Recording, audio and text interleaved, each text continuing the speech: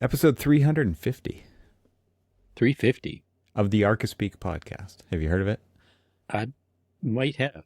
We can Wow. come out of stealth mode now. We're coming out of stealth mode. We've been in stealth mode for 349 episodes. Those are in the can, as they say in show business. That is true. And so now you have a back catalog of 349 episodes you can go check out to catch up to today. Wow. Look at that. That's like, yeah. I only bring it up. 350. I only bring it up because we need to do an unboxing. Ooh, unboxing. We're What going to you do got? an unboxing. Oh, let's find out. Yeah. Got my pocket knife ready. Let's see Go what's in pitch this. stuff.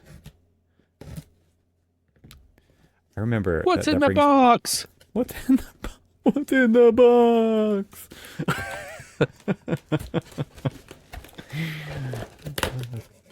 All right, let's see here. Oh, look at this. Holding this up to the camera. Thank you for your patience from Coffee Boy. Man. So We got some fresh beans from the Coffee Sketch podcast. And the reason I bring up episode 350 is because the Coffee Sketch podcast joined us 50 episodes ago. on And 300. I'm on number 300, and I'm pretty sure that was when it was stated that coffee was on its on way. the way. Yes. Big air quotes there. On the way. The biggest of air quotes. So the students in studio, because they've had him, Coffee Boy, on for a professor for several other studios, they listen to his show. And Kurt had mentioned that I have a show as well. You just named. I mean, he has actually earned the right He's earned the right to have his name. This was his hope all along. Exactly. The only reason coffee showed up at my house was so that we would stop calling Kurt Coffee Boy. Exactly. And so I only refer to him when I'm talking about the podcast in studio. I only refer to him as Coffee Boy, even with the students, even though they've known him the longest and everything else. It's just like, don't have a name yet. When it comes to podcasting, you don't have a name. So now officially 50. Oh, we should have done. And I blew it. I blew it. Well, I didn't let you know this was coming. So what should we have done? What we should have done is waited for another 50 episodes to at least say his name. Yeah, your name. It's in the mail, right?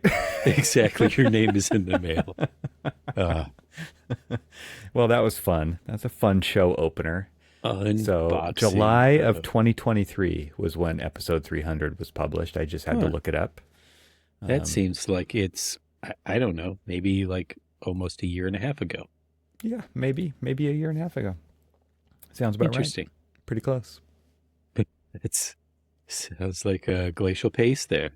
Sounds like the typical. I'm an architect and I'm busy. That's what exactly. That's what I hear. Yeah. Ooh.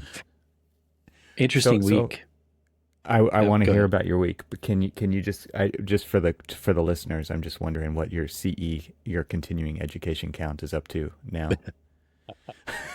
I did just send that snapshot to somebody because they were just like, don't you already have enough CEUs for the year? I'm like, I think just a little. Yeah. Yeah. In this week of Cormac Needs a Life, let's get the current count of continuing education credits. I'd have to re-log in. I completely forget. Just give us a ballpark. It's Mr. Baseball. It's in the mid 60s. I think last time we talked it was 68, so it's got to be more than that. Oh, okay. Then no, yeah, that's right. 72 or something like that. I kind of slowed down because there's like kind of no point anymore. What? That is long past. I lie. It's not long. It's not. I'm not slowing down. I was at one. I was at one today talking about innovative storage solutions for higher education buildings. Are they actually innovative? I mean, they were a few years ago when they were introduced. Like If you've never used them before, they're innovative to you. Exactly. If you've never used them before, yes. That's most building products. Yeah. Oh, wow. This is amazing. It's like Yeah. it's been out for 20 years. Yeah. Oh my gosh. I mean, as many times as that's always happened. It's just like, my gosh, you should use this. This is amazing. I'm like, been using it now for about 15 years. Right. But thank you for the suggestion. Appreciate it. No, this week has been kind of a crazy one, so people will be able to kind of like chart what week this is anytime they listen to it, even if it's a few months, weeks, or whatever from now.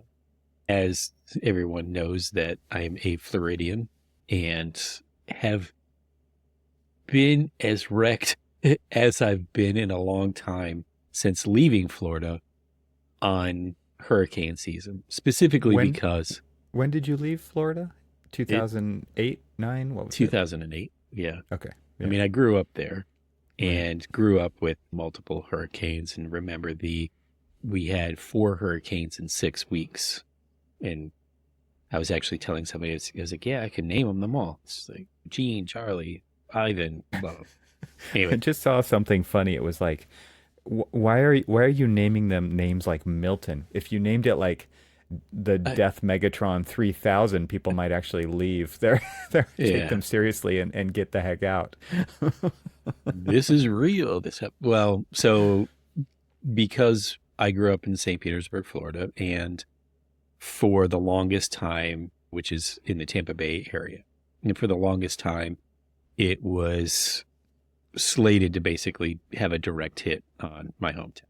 Yeah. And family's still there, niece and nephews, and their children are there, and all of this other stuff. And so we just had a hurricane that came through 2 weeks ago and had family with 6 feet of water damage in their house. So it was kind of rough. And so I literally, like, as it was making landfall yesterday, I was up texting my sister all night long, making sure she was okay. How's the winds doing?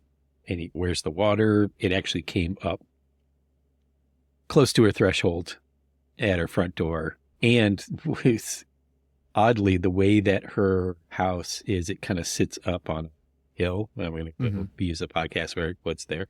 Florida Hill. Like it was just the way that it was contoured. Her house kind of sits up high from the road. And there was a stormwater management ditch in the median in between the road. So, and that overflowed pretty quickly. And she's sending me, texts and everything and sending me videos of this. Is just like, oh, well, the ditch is already full. And we're talking about a ditch that's like, I don't know, about 8, 9, 10 feet deep. So it isn't like a small little thing. It's deep. And it had already overflowed. It already crested, and it's already now into the street. And then the threshold of her house is probably about 5 feet above the surface of the road. So now we're talking about something that probably about 3 or 4 feet of water and stuff. And I know if I was still there, I lived 3 blocks from the water from Tampa Bay. And so I would have long been gone. The surge is incredible. Storm surge. So it was just one of those things that everybody's like, oh, I'm so sick and tired of hearing about these hurricanes. Enough about these hurricanes. And I'm thinking to myself, some people actually want to pay attention to these hurricanes and make sure that people are okay and all that other stuff. And I get it. I mean, if it doesn't affect them, sure. I get that totally. But for me, it was kind of like, this is like my hometown. I mean, my Major League Baseball stadium now is roofless. Oh, wow. Seriously? Yeah. Oh my gosh. But I like how it's yours, by the way. It's yours. It is. Actually, so here's my connection to Is this like the Green Bay Packers where the fans actually own the franchise? Yeah, well, no, it's not that. However, it's not like that. When it was under construction, I was in high school watching the tower cranes and all that other stuff, building this thing off. And so, there's this just emotional connection. I know you've got emotional connections to places in your, where you are and stuff. Sports teams. Yeah, right. That's me. I mean, they play sports ball in there. Sports buildings, yes. Yes. Yeah. You've you have designed. do you You've have a designed a piece? sports building. Yeah, I have. But So there you go.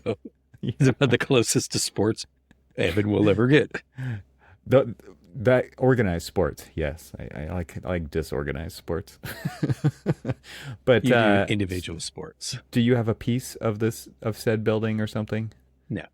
Like you keep it in a keepsake box under the bed? No, but I have worked on renovations to that building. So Oh, that's cool. I mean, Yeah. a couple So of them actually. my wife's brother lives near St. Petersburg, and my mom's best friend is also in Sarasota, and so I think it was. Yeah. So anyway, we've been watching it too. Yeah. And so where, for listeners, where it actually hit was just south of St. Petersburg, so just south of the mouth of Tampa Bay, in Siesta Key, which is just barely north of Sarasota. So basically, it split the difference between where your people are at and where my people are at. And Yeah. the size of it in that particular area doesn't mean much. It's lots of heavy winds, heavy rains. My sister drove downtown today and she was FaceTiming me while she was driving down. And there's a small municipal airport right on the water. A lot of buildings are trashed there. Lots of like storm surge, debris, water, trees, everything down everywhere. A 44-story building was being built, and there was a tower crane. And I say it was because this tower crane is now on the ground. Unfortunately, there was a building in the way as it came down. I picked up on the was there. I knew that was coming. Yeah. Safe to say, though, maybe not as bad as what happened to Asheville. No, because that was all pure flooding, and that was horrible, especially forces. Since that was nothing that they were prepared for, nothing that they was expected. I mean, this is coastal Florida where any and all new building has got to meet the Florida building codes. And I was just having this conversation with somebody today that the Florida building code, as it stands now, came out of what happened with Hurricane Andrew in the Miami-Dade area. And at the time, we were just using the standard international building code. And once that happened, much like what you guys did in California, had to adopt one because of very state-specific disasters. Yeah, right. Responding to those acts of God, as it were.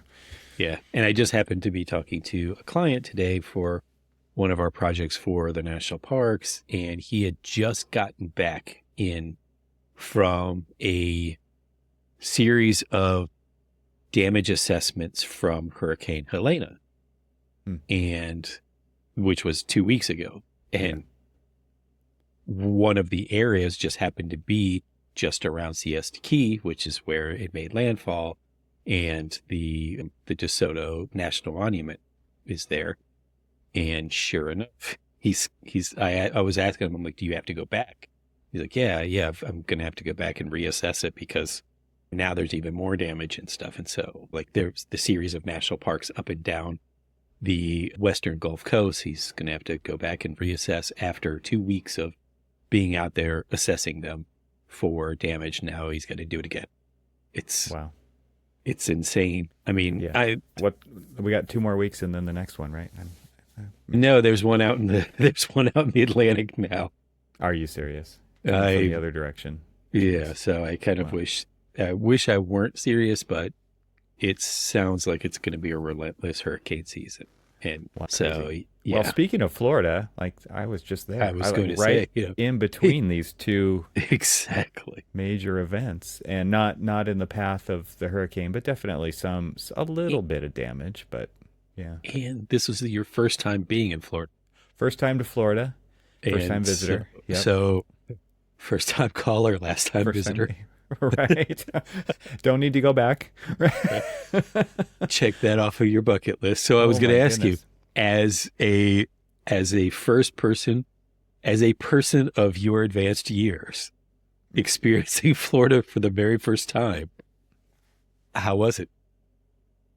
I had a really great time, and I don't know that had anything much to do with Florida. It had something to do with Florida, because I mean, obviously you notice coming from where I live, going Yeah. there, it's very humid when you go there as soon as you get off the plane. But I mean, not unlike some other places that I visited. Yeah. And the thing that I did, it's called the AEC Acoustics Leadership Retreat. And so specifically named to give you an idea about what it's like. This episode is not sponsored by the AEC Acoustics team, but I thought it would be fun to maybe do a little bit of a debrief from Yeah. the event.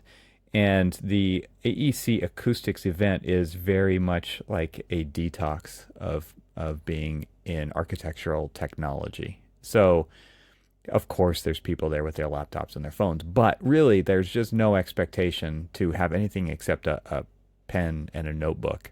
And what I really appreciated about it, because it's very different. This is basically what you would call in the buzzword would be unconference. This is an unconference. So, like the conference I'm about to go to, which is Autodesk University in San Diego this year, not in Las Vegas. That's a conference. That's a tech conference, right? And that's like it's all about the latest and the greatest and the overpromise and the underdeliver of technology Ouch. in many people's eyes. Man. But because I mean, this is the kind of place where at AU where they announce the newest of the new, or the things that aren't here yet that are coming. And there's a lot of Revit 2026 is now out. It'll be all about Sorry, AI, for example. Yeah. Right. And the AEC Acoustics event is very much like what they bill as the best part about going to a conference is the conversations after the presentations. So let's just make a conference about the conversations after the presentations rather than have presentations. Yeah. And so I think that probably, I mean, if you kind of perk up when you hear something like that, you might be interested in going because it's very different. And I had an incredible time. It was very, the words that I would use to describe it, I mean, it was like prompted by one of the leaders of the event. It was like, if you could use one word to describe this event, what would it be? And for me, it would be quiet. It was very quiet. It was introspective. And I would also say that it was, I don't know, kind of transformative in the way that only 16 people were there. I mean, how many people go to the conferences you're used to? How many people show up at the AI conference? Anywhere from 8 to Thousands. 15,000, right? Thousands and thousands. AU's similar to that. So in that respect, it was really refreshing because you're not overwhelmed with how many people are there in any sense of the word. And it was, and when I say those words, I mean it like just literally. It was quiet. We were at it was like a church camp. It was a camp. It was literally like a camp with, it had rooms for everybody to stay in, kind of very Motel 6-like. And so not the latest, greatest, nothing's there. There's Wi-Fi. It sucks, right? Good. There was Good. Yeah, good, right? It was something to detach from. And that's what I mean by like kind of a detox, right? In that regard, because you're not actually talking about tech, and you're not talking about the workflows, and you're not talking about. Speaking of my little smart device, just bonged because I thought I said its name. Workflow? What would you like me to do for you? Yeah. How can I help? But it was a leadership conference that was focused on people who are transitioning from being highly technical roles in firms into leadership roles, and then being faced with leading people, and that being a really difficult transition for a lot of people to make who are in those roles. Because think about those people who are, maybe you are that person in your firm. You probably know people like that in the industry, if not at your firm. If you're a small firm and you have to do it all, you know what I'm talking about. Yeah. Or you just choose not to do any of that, right? Maybe you keep it really simple. But that is a big hurdle for a lot of people to get over, right? Which is, I have to I'm good at managing workflows. I'm good at managing whatever it is, just call it tech, right? Right. People are very different from that, managing teams of people. And so I went through that myself, right? When I was working at HMC in Southern California, I went from being a designer to being the digital practice leader by my own doing, right, and Yeah. others' Yeah. involvement. But it was very different than having to build a team to accomplish this stuff and letting go of Yeah. the drivers, letting go of the wheel, letting go of the mouse, letting go of the keyboard, from doing the design, in my case, to letting everybody else do what their talents and their roles are, so that they can really progress, but also shine in those roles, because that's where their passion is. I think that's hard for a lot of people. Yeah, absolutely. Some people directly choose not to do it, right? They're just like, no, I don't want to move into that position, because there is an expectation now that you're basically going to cultivate a team of yous Right. to do the things. And people are like, no way, I want to keep doing the thing, so I'm not going to step up into those roles. And honestly, I fought that for a long time. In fact, I remember when I was told, hey, Cormac, you're going to be taking more of like a project manager role, and you're going to be doing a lot less drawing, a lot less hands-on in the projects. And like, that doesn't sound appealing to me. Yeah. Some people are like, they don't know what they're signing up for, or it Right. doesn't land. They don't really hear it. Right. And then they're kind of shocked when it happens. But for you to see that in advance is I think that's a good thing, right? Because it's like, if you know that that's not the right fit, if you know Right. that you're not going to do well at it, I mean, you definitely want to play to your strengths in this Well, business. it's interesting though. It's like, so it took me a while to adjust to that, and I don't think that I've fully, but one of the interesting things about it is that the role really comes with a layer of, as you say, leadership, but also mentorship, and you're training. You're not only leading these people, you're not only leading the projects and things like that, but you're leading the next generation of people who are going to take over for what you're doing. Yeah. Right? Your replacement. In setting the next generation of professionals, and hopefully creating good habits for them in their leadership role, and good examples for them for their leadership roles, and things to learn off of. And instead of creating this kind of like air of fear, oh my gosh, I don't know if I can do this, or I don't want to leave, sketching all the time, or doing construction documents and things like that. Because leadership sounds like a daunting task, but then when you really start to, especially for me, let's just use me as an example. Mm-hmm. When I realized that one of the things that I thrive in is, I guess, educating, mentoring, and things like that. Well, that's kind of like the first step in leadership, right? Mm-hmm. Is being able to learn how to manage people, teach people, I guess, shepherd them to understanding how it is that they do their job. And so you're like, oh, well, this for me, it was like, this is just natural for me. But thinking about it in a more formalized role, I was like, absolutely not. I don't think I can do this. And you're like, wait, but you are doing it. But you haven't given yourself the same title as, so it's kind of interesting, because you just happened to be talking to somebody today about a position that they were looking at, and they looked at two different roles at the place that they were applying to. One was a leadership role, and one was more of a project manager, project coordinator role. And they applied for the lesser of the two in responsibility wise.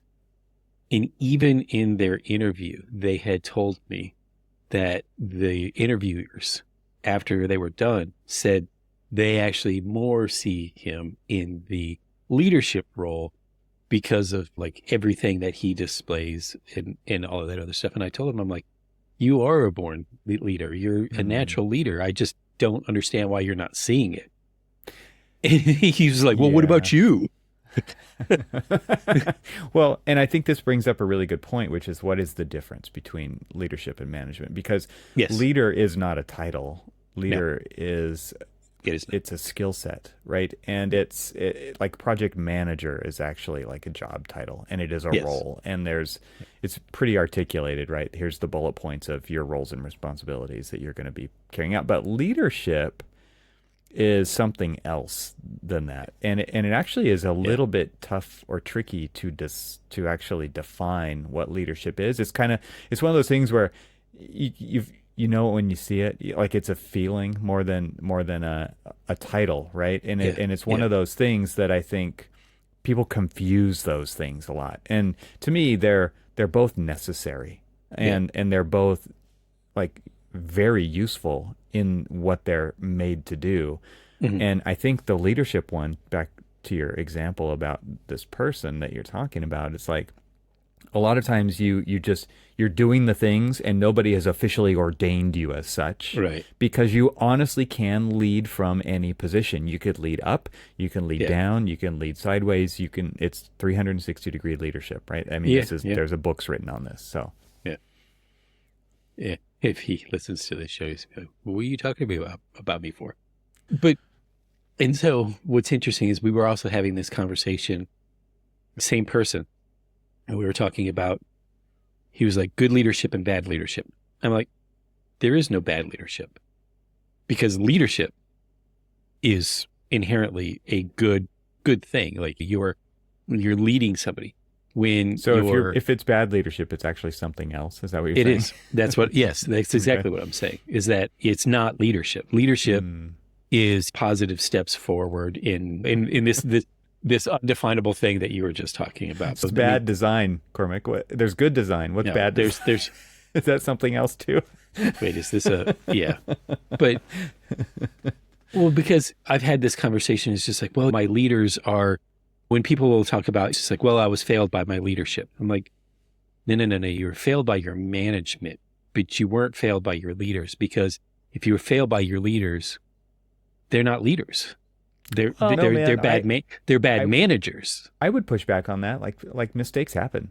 Bad things do happen to people. I'm talking bigger things, like because I think you were sort of alluding to, there's like natural leaders or leaders that are like learned through experience and things like that. And what they do is they try to it's like this positive example of what to do, right? Is sort of a generic way of talking about what a leader is. Yeah. And so that for me, it's always, yes, there's leaders that fail, and that's not necessarily what I'm talking about. I'm talking about like the examples that I was being given were things that were systemic, that were things that happen all the time over and over again. And for me, that isn't a definition of a leader. I think what you're talking about there is almost entitlement. It's like I demand that I have a title. You perceive me as a leader, or a self-given title, and you're talking about things that are much bigger than that. Yeah. Yes, that's more of what I was meaning. So, I mean, you can have leaders who make mistakes and learn from them and grow from them and things like that. But again, that's still one of those positive things. It's like, oh, we tried something, it wasn't successful, but here's what we're going to do to get better. Yeah. And so you're automatically thinking about how to improve off of a failure, but it's a failed attempt at something positive that may not have worked out right. That's how learning happens. That's actually exactly. one of the only ways learning happens, right? True. Through my studies of leadership, a lot of people, I think, covet those positions, or at least desire them. Maybe covet's the wrong word, but I think we all know people who have coveted those kinds of positions, and you're like, you always kind of look with the side eye, like, no, that's not for you. Like, you wouldn't maybe say that to them, but you know that it's not right. And the reason I say that is because in my studies of leadership, it's not a position that people actually want. It is actually referred to as the burden of leadership. It's a very difficult thing. I mean, as a parent, I think you probably know exactly what I'm talking about. It's like when your kid does a bunch of stupid stuff and you keep trying to counsel them on how to do, like, you're giving them shortcuts, you're giving them advice, you're giving them counsel, you're trying to help them not make the same mistakes and they say anyway, I want to make my own mistakes, Right. right? And it's like, okay, like I can appreciate that, and at the Yeah. same time, like I want you to do better than I've ever done, and Yeah, totally. and Totally. yet they still are saying, but I'm gonna make I want to do this. I don't tell me what to do. I want to do it, Exactly. and you're just like broken over You're it, like, right? okay. I think that's the burden of leadership is like if I could Yeah. put a feeling to it, that's how it feels to They're me. like, but I want to learn for myself. You're just like, but why? Why can't we get to a different footing for you Yes, instead of saying build on what I've exactly. already done. It's like, Yeah, okay, what you're going to do, I've experienced and I've failed at it. So why don't we come up with a way for me to kind of explain to you how I failed at it, and you come up with ways for you to move on from that. And so you don't have to fail to learn from that mistake, but learn from my mistakes that I'm trying to tell you, yeah, so that you can grow from that instead. And that's totally a parent thing. In fact, I just had with my son, my oldest, and we were having that conversation, and he was just like, well, I want to try it myself and do all of this stuff. And you're just like, I get that. I understand it. And I even appreciate it. However, why? Or as my daughter would say, for what purpose? For what purpose? That sounds like a line out of a movie. Exactly. And I don't want to paint a picture like leadership is all like that, because it isn't. No, and I think this is why people see themselves wanting to be a leader, is like they see the great stuff that happens. Like let's look at athletes, right? You see the Michael Jordans, and how many kids did he inspire to become amazing basketball players? Because they see the triumph, they see what that hard work that pays off. But what they don't see is how hard it was to actually get there. And it's one of those things where, because that stuff isn't on display, I think a lot of times that's hidden, especially in the corporate structures, right? It's like, keep all of the failures a secret. Don't talk about those. Don't do the lessons learned. Don't do the feedback. Don't do the debriefs.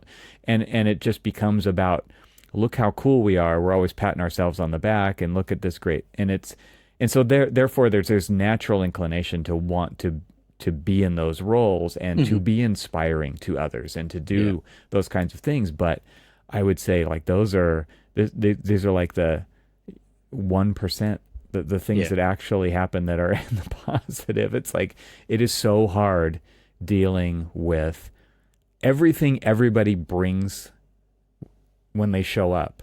You have to deal with that as the leader.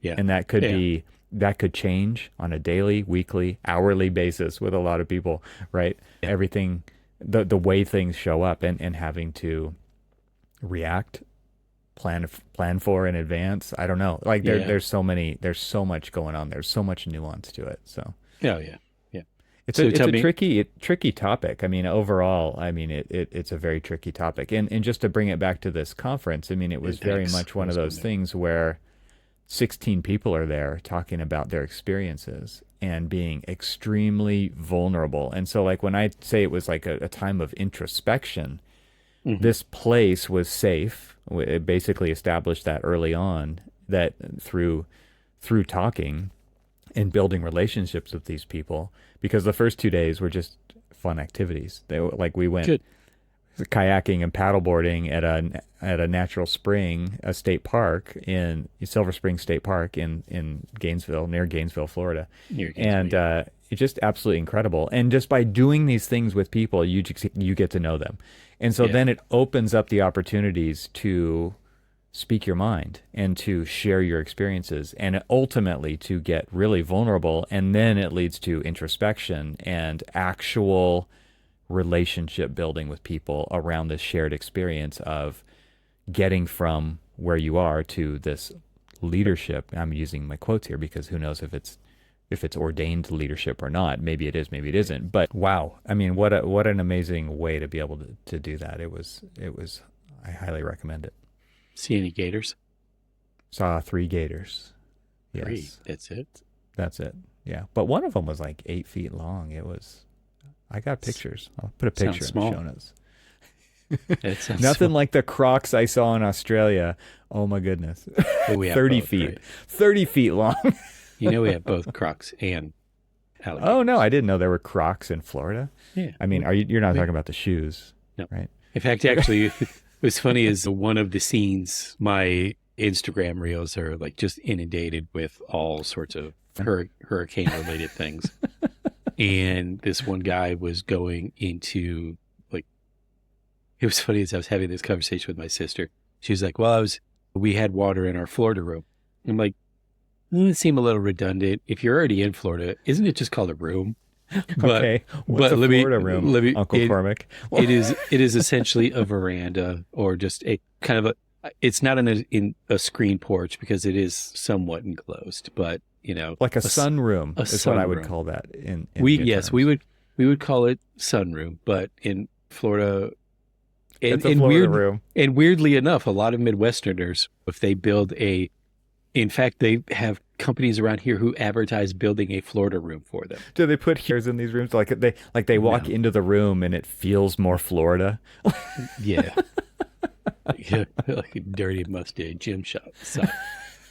But anyway, so one of them was this guy like walking into his Florida room, and there was I smell hints of mold. Yeah.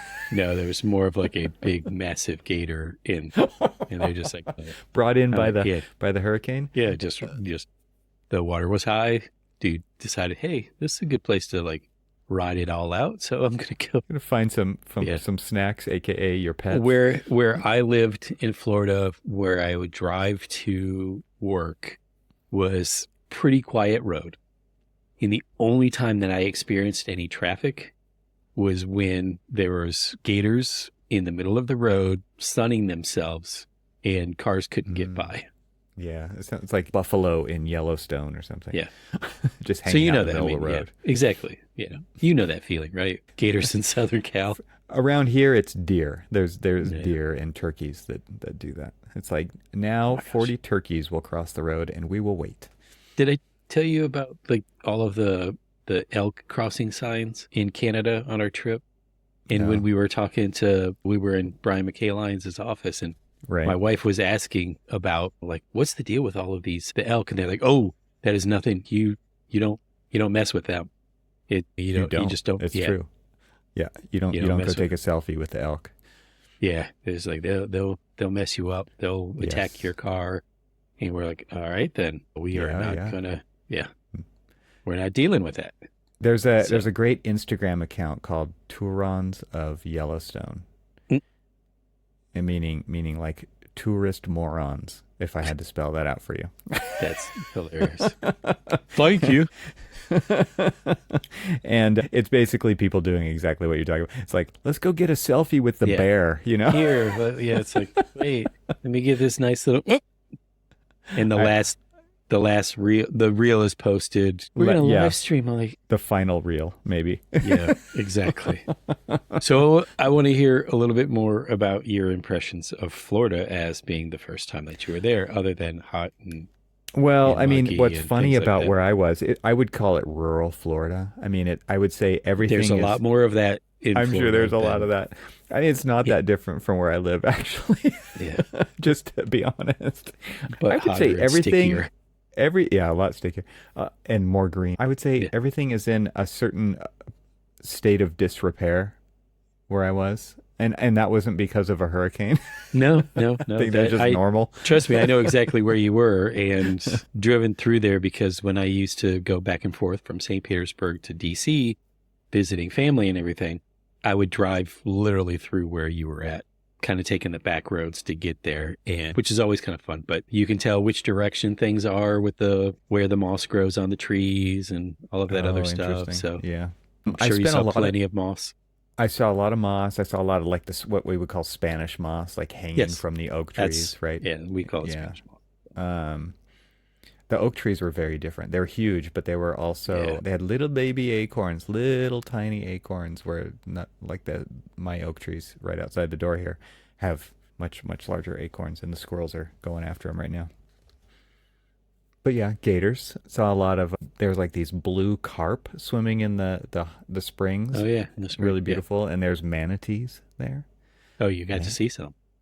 I personally didn't see a manatee, but Oh, there were a couple of sightings. It's pretty, yeah. maybe a little more rare. Where I used to Really go cool. have lunch down in St. Petersburg was on the docks and you'd just look down and you'd see manatees floating all around. It was Yeah, somebody it's saw amazing. a manatee and a calf, like yeah, swimming together. A little more bugs, a little more mosquitoes than we have here. That's our state bird. Yeah. Lots They're of usually- big birds. They're usually like that big too. Yeah, The mosquitoes. right. Yeah. I spent a lot of time on Lake Rosa, which the camp is on a lake, which is really Okay. cool. It's a small lake, but it was, I guess a lot of the lakes are just fed by natural springs or hurricanes maybe. But it was pretty cool because I learned how to e-foil. Do you know what an e-foil is? No. So a foil is it's like think of it like the America's Cup sailboats are all foils now. The boat like the hull of the boat once they get up to speed, it like gets up out of the It's water yeah. Yeah. and just the Oh, foil you did goes one down. okay. I know And what so you're talking- a foil that you can it's like a 5 foot long surfboard that's wider than a surfboard. So it's more like Yes, more like a yeah. boogie board, but you have a trigger like a boosted board skateboard and it has 20 speeds and then like a trigger is like an on off. It's pretty cool, right? It's just this little hand trigger. And so you put on your helmet, you put on your impact life vest, not just a life vest, but an impact rated life vest, okay? And over the course of 3 days, I learned how to ride this thing. And basically, so it's like the size of a boogie board, like a body board, if you're Yeah. familiar with what that is. And Yep. you get on that and you kind of lay on it and you get going. And then you get up on your knees and you can actually foil on your knees. That's the first thing I learned how to do was foil just on my knees. Mhm. And then you start to stand up and you can actually just ride it where the boogie board part itself is on the water so that you're not foiling yet. But your Okay. goal is to get up and actually like ride it like a surfboard 4 feet in the air. Okay. Interesting. Going 20 miles an hour. That thing can go 50 miles an hour. Okay. I rode it. The top speed I went was number 5. It went up to number 20. Right. And I can't even imagine because the first time I decided, yeah, I'm going to stand up on this thing. I know how to snowboard. I can skateboard. I flew like it just went whoop, and it was like lift off. And I just took off and ate crap into the water. That's the impact, the body protection that I was wearing. By the end of the 3rd day, that I could actually ride this thing around the lake in foil mode, and it's so Cool. awesome when that lake is like glass because it just reflects the sky, and you cannot determine like where sky and water meet, and it's this crazy illusion. You can't tell how high you are above it. It's just messing with you, right? It's just Nice. messing with you, and it's there's some videos. I'll put a link if the video's out. I'll put a link to it in the show notes. And you from the conference, they made like a 3-minute video, just the highlight reel. Cool. But it shows us e-foiling in there, and it was pretty cool. Yeah. That sounds. It was awesome. So you would do it, right? I might. Although the difference is that like I'm sure it's a lot more difficult, or the level of It's hard. difficulty. No, It no. was The a way- level of I was going to say the level of difficulty. I'm sure it's tough just regardless. But you were on flat water. Get that to the Gulf Coast where you've got. No, you would currents do and- it in the bay. You wouldn't do it like out in the ocean. I don't think. Maybe people do. I don't know. Yeah, I'm sure. I mean, who knows? I mean, it's Florida, man. They're crazy. So yeah, that's true. So this thing has a huge battery in it. You can actually ride it for like 90 minutes out in the water. And Is that on full speed? probably not. I was gonna say like I- if you get stranded, you just like go drop it back down and like putter in. Right. So it was cool because the guy who sets up the retreat actually had two of them, and so he could be out there kind of helping teach you how to do it while you're learning how to do it, and he'd Cool. literally ride circles around you while you were falling off. And it was like I said, you can go for about 90 minutes, but they actually so it has this electric motor. It's really highly efficient carbon fiber everything. They have these ones without a motor, and you just have to pump it, and you can actually you can pump it and you pop up out of the water, and people ride those on waves and they do all kinds of cool stuff out in the Okay. ocean. They're way lighter weight, they're easier to maneuver, they're more agile. So there's a couple different versions. So this is specifically an e-foil, and this is basically like the Tesla in the water. Like, it's pretty cool. Pretty cool. That was a highlight for me for sure. That and the food. Okay, so this is not like a conference where you just go to, there's no food trucks, there's no food carts, there's no like conference pizza and hot dogs. He brings in a chef, all right? Chef Charles. Yeah. And you call him chef. Like, he's a legit French chef, okay? Yes, yeah. And he was incredible person, and he made the most incredible food. It was not camp food by any sense Was of it the was it Florida food? No, well, we did have some Florida stuff because Yeah, we went like out a to dinner the very first night. So we went to crawfish bowl. Gator Bites, and we had some That's so crocodile. good. What was it? It was a Yeah. alligator tail. Like, Yeah. deep fried alligator, deep fried everything. Okay, That is literally so tourist cliche. I'm sure it is. But when in Rome, as they say. You only get to say that because you lived there. Like, if you I went was there, gonna say, you would have eaten it. Ain't it no too. damn Floridian eating crocodile or gator on a daily basis. Oh, I bet that's not true. I Well, bet I'm that's- sure Cletus is sure enough all about the gator. Gator gumbo. Got squirrel. Got what else? What else you got? And trust me, you were on the threshold of what my area of Florida versus like that's when you start getting into like when Florida becomes the deep south is north of Gainesville. So we were there. Yeah. So you were on the threshold of basically so like the panhandle of Florida, we affectionately call it LA, Lower Alabama. Oh, okay. You know, was it's yeah, you're like Los Angeles? No. Right. Lower Alabama. And that's when the dialect becomes more southern, a lot more southern.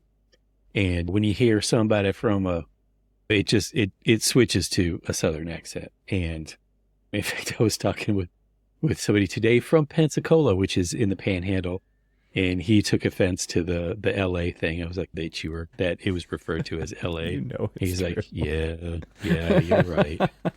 Like, because, like, I grew up, and almost everybody that I knew was not from there. Their family was snowbirds. Maybe, Oh, yeah. maybe like the kids were born there, but like the parents, they flocked from New York, Wisconsin, Michigan, wherever, things like that. So that's why Florida is so interesting, because you literally have like, it It's like a is different planet. It's a different world. it is a gumbo. In gumbo, you throw like anything that you got in there to make basically this kind of like stewish thing. And that's pretty much what Florida is. It's a human gumbo. Nice. Well, it was a cool place to unplug and to detox and have some real talk. Sounds amazing. Yeah, honestly. It was cool. I'll put a link to the website, and if that video, I'm sure that video will be posted by the time this episode comes out, so I'll put a link to that in the show notes too. But those are both worth checking out. And like it's budget season right now, so if you want to budget for a conference, they do one in the spring, one in the fall. They have a little bit of a different focus for each one of them. Highly recommended, though. I kind of want to go to Florida now, don't you? No. I'd go to the. You've been there enough. I'd go home. I don't need the Florida country. The gumbo. Although the next time you go, we should go together and we'll go camping down in Big Cypress. That's basically the Everglades. Oh, I would love to. And if you want to, like, we took my brother-in-law when he had, before he moved down there. And one of the things that you're not supposed to do is, it's called shining. It's where you shine a light out, and he basically, like, we were right next to this one open water area, and he starts shining the light out there, and all you see are eyeballs. Like, Well, why are you not tons and supposed to do tons. that? Because you're spooking the gators, and gators don't want to be spooked, and they come after that light. I would want to know where the gators are. You sort of might not want to. Everywhere. It's like Yeah. one of those. It's like a scene in a movie. Yeah, in a horror movie. We were down there one time, and it's just super, super dark. So, like, beautiful dark skies. And my wife and I, we had one of the old S10 Blazers, dropped the tailgate. We're sitting there, and palmetto bushes, basically the, like, little short, scrubby looking palm tree looking things. So it was just palmetto bushes for the eye, as far as the eye can see. I was parked right next to a sign, and she wasn't really paying attention to the sign. And I looked up, I was like, huh, panther crossing. And she was just like, and then the next thing we hear is some, like, rustling footsteps in the palmetto bushes right next to us. And before I even had the words, like, what's that, out of my mouth, she was in the front seat, truck had automatically started, and she's yelling, let's go. There are all sorts of things. Yeah. There's black bear in Florida. We have deer in Florida, but deer is stretching that term, because they're, at least in, like, southern Florida, they're about the size of maybe a greyhound. So they're not that big. And there's zombies. Yeah, and there's zombies too. We have a black bear on our property. Yeah, right. Like this time of year. There's Yeah. Yep, good times. All right, well, I guess I'll see you in Florida. Yeah, we should go. I'll take you camping in the middle of the That Everglades. sounds wonderful. You'll enjoy it. Get me out of here.